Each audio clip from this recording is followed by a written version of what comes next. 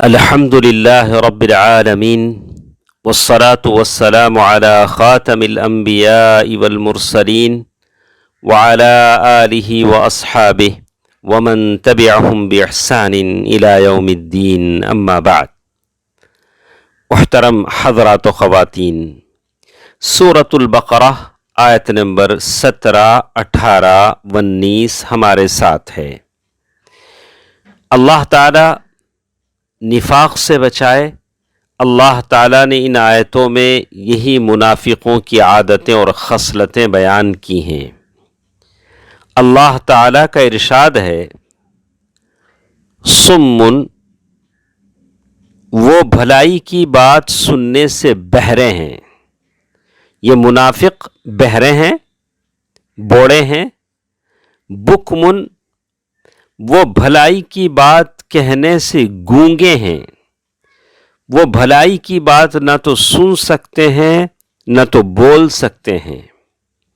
عمیون، حق کے دیکھنے سے اندھے بھی ہیں. العیاذ باللہ.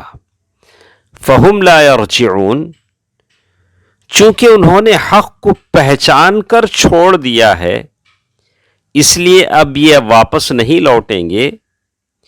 ان کی حالت اس شخص کی حالت کے بالکل مخالف ہے جو محض جہالت اور گمراہی کی بنا پر حق کو چھوڑتا ہے، کیونکہ اسے وہ سمجھتا نہیں ہے.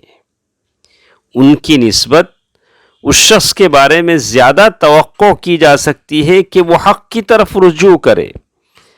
یعنی جو شخص نادانی کی وجہ سے حق چھوڑتا ہے وہ دوبارہ حق کی طرف رجوع ہو سکتا ہے. لیکن یہ لوگ جنہوں نے حق کو جانا، پہچانا، اس کے بعد انہوں نے حق کو چھوڑ دیا.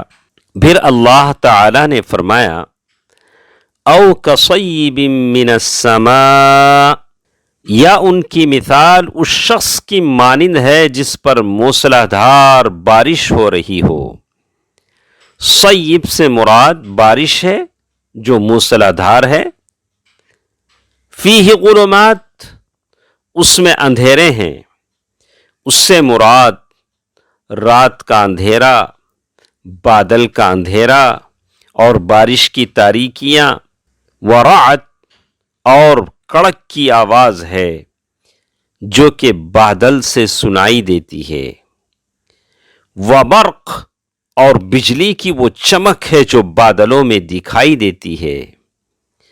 کلما اضاء لهم مشوا فیہ واذا اظلم علیہم قاموا، یعنی اس بجلی کی چمک جب اندھیرے میں روشنی کرتی ہے تو چلتے ہیں اس میں، اور جب ان پر اندھیرا ہوتا ہے تو کھڑے ہو جاتے ہیں، یعنی وہ کھڑے رہ جاتے ہیں. بس اسی قسم کی حالت منافقین کی ہے. جب وہ قرآن مجید، اس کے اوامر، نواہی اور اس کے وعد و وعید سنتے ہیں تو اپنی انگلیاں اپنے کانوں میں ٹھونس لیتے ہیں. اس کے احکام و فرامین اور وعد و وعید سے اعراض کرتے ہیں. قرآن کی وعید ان کو گھبراہٹ میں مبتلا کر دیتی ہے اور اس کے وعدے ان کو پریشان کر دیتے ہیں. وہ حتی الامکان ان سے اعراض کرتے ہیں اور اس شخص کے مانند اسے سخت ناپسند کرتے ہیں جو سخت بارش میں گھرا ہوا بجلی کی کڑک سنتا ہے اور موت کے ڈر سے اپنے کانوں میں انگلیاں ٹھونس لیتا ہے. اس شخص کو تو بسا اوقات سلامتی اور امن مل جاتا ہے، مگر منافقین کے لیے کہاں سے سلامتی آئے گی؟ اللہ تعالیٰ کی قدرت اور علم نے انہیں چاروں طرف سے گھیر رکھا ہے. وہ اس کی پکڑ سے بھاگ نہیں سکتے اور نہ وہ اس کو عاجز کر سکتے ہیں، بلکہ اللہ تعالیٰ ان کے اعمال کو اعمال ناموں میں محفوظ کر دیتا ہے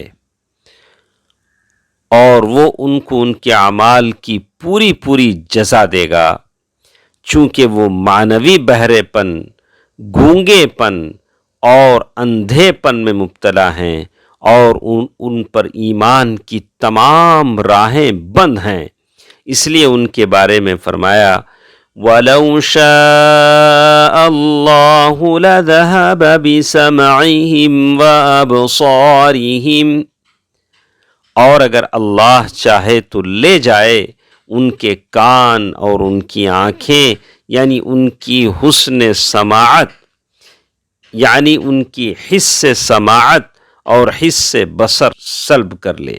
اس آیت کریمہ میں ان منافقین کو دنیاوی سزا سے ڈرایا گیا ہے تاکہ وہ ڈر کر اپنے شر اور نفاق سے باز آ جائیں۔ آخر میں اللہ تبارک و تعالیٰ کا ارشاد ہے ان اللہ علی کل شیء قدیر، بلا شبہ اللہ ہر چیز پر قادر ہے، اس لیے کوئی چیز اسے عاجز نہیں کر سکتی۔